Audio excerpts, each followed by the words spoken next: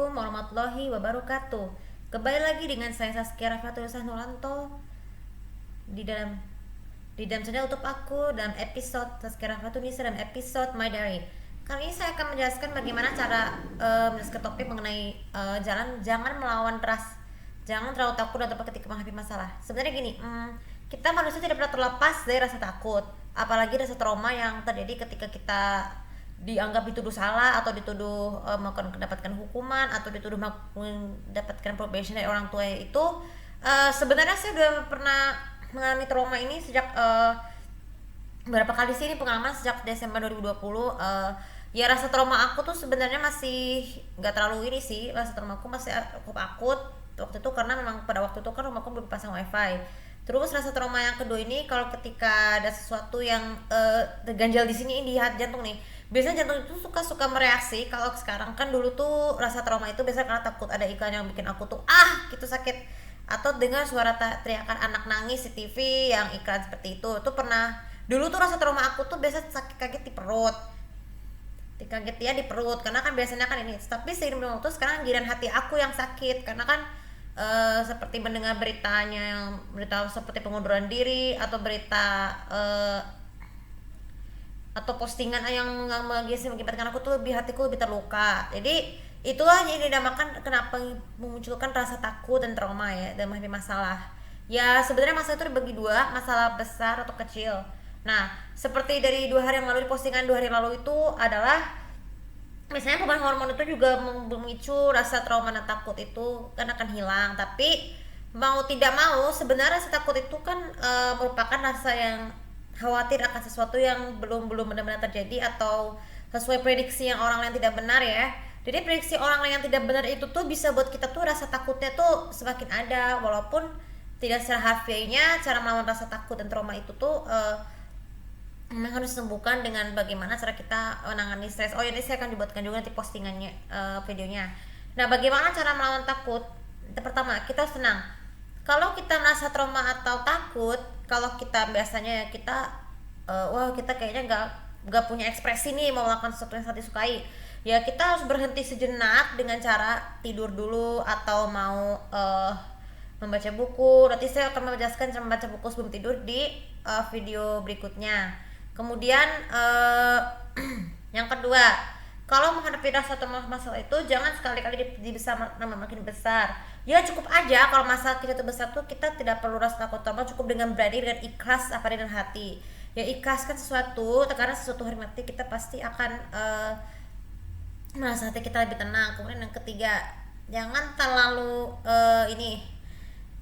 yang ketiga jangan terengah-engah kalau menghadapi masalah itu, karena kan biasanya kan rasa trauma dan masalah itu tuh biasanya karena kita lebih shock, lebih kaget atas mimpi buruk. Karena kita biasanya kan kalau orang baca tidur kan sebelum tidur kita baca doa, mimpi itu mencegah hal-hal mimpi buruk, dan mimpi baiknya ini adalah mimpi yang baik juga. Jadi kalau kita bermimpi buruk itu rasa trauma di dunia kita pasti akan muncul. Jadi kita tuh saya dengan rasa gimana rasa trauma itu atas segala feeling rasanya tidak enak ya. Jadi trauma itu harus tenang. Terus kemudian yang keempat adalah tarik nafas sejenak dengan tenang. Biasanya kalau kita sebelum bangun tidur atau bangun tidur malam kan itu kan biasanya tenang, jadi kita harus bernafas terlebih dahulu atau konsep pernafasan sebelum memulai hari biar hati kita tuh lebih tenang. Jadi kalau kita bernafas itu kita buat diri lebih tenang supaya nanti pada saat nanti masalah baru muncul lagi itu nggak akan pernah terjadi. Kemudian yang kelima, selain itu coba katakan dalam hati dengan kalimat yang harus itu adalah jangan bicara sendiri. Nah jadi jangan bicara sendiri atau pikir hati dengan tenang. Jadi nomor rasa takut itu dengan kata-kata ucapkan saja dalam hati asal tidak mengeluarkan suara. Mulut kita tidak boleh mengeluarkan suara seperti ini. Kemudian lakukan sesuatu dengan ikhlas ya. Cara melawan rasa takut dan trauma dengan ikhlas adalah lakukan sesuatu dengan ikhlas, dengan tenang, dan tidak perlu terburu-buru, karena terburu-buru itu juga menjadi salah satu pemicu rasa takut dan trauma kalau kita nggak benar. Jadi kita kalau sikap terburu-buru itu juga tuh menghasilkan memunculkan sikap yang itu tadi loh, cara menghadapi masalah, misalnya kayak misalnya depresi. Ini depresi bagian kepala nih, kepala kita tuh kadang suka sedikit sakit habis bangun istirahat. Itu karena kalau misalnya kita harus lebih tenang, harus betul-betul refleksi ya, harus refleksi dulu sebelum melakukan sesuatu ya. Biasanya kalau kita mau menggunakan laptop atau momen itu refleksi terlebih dahulu. Nanti saya akan buatkan videonya ya. Oke, terus kemudian harus menarik nafas dulu mengucap bismillah sebelum memulai. Jadi kalau kita sebelum kita melakukan sesuatu yang belum kita rasain, kita biasa mengucapkan bismillah terlebih dahulu sebelum melakukan sesuatu, supaya nanti pada saat hari puncaknya tidak perlu jadi kenyataan ya. Seperti contoh saya mau ini nih, mau mencoba tantangan baru, itu harus dengan bismillah terlebih dahulu kalau mau ujian ya, agar trauma kita tuh sampai masa itu bisa hilang, supaya nanti nilai hasil kita bagus. Nah kemudian rasa cara tuh mas takut. Nah ini biasanya bagi kalian pencinta film layar lebar di TV, ini kayaknya kan rasa takut sama trauma kalian kan masih ada ya, karena seiring perkembangan zaman tuh KPI masih dianggap propaganda untuk dunia pertelevisian. Tapi kenapa bisa seperti itu? Karena kan KPI itu sebenarnya adalah lembaga penyiaran yang membuat mengatur sensor tayangan KPI itu. Nah ini sebenarnya ini juga berkaitan dengan rasa trauma kita, rasa stres, takut dan trauma. Kenapa? Takut film yang kita udah pernah tonton di DVD atau bioskop tidak sesuai dengan yang di TV. Ya iya sih, saya udah pernah ngerasain gimana, aku tuh pernah ngerasain takut sama trauma. Kenapa bisa seperti itu? Kenapa bisa di skip? Kenapa harus ujung-ujungnya disensor? Kenapa harus di mute? Nah itu. Jadi rasa takut sama trauma inilah yang penyebab itu semua. Kita tuh masa dari takut dan trauma, kenapa sampai kita tuh stres sendiri. Ini rasa stres loh.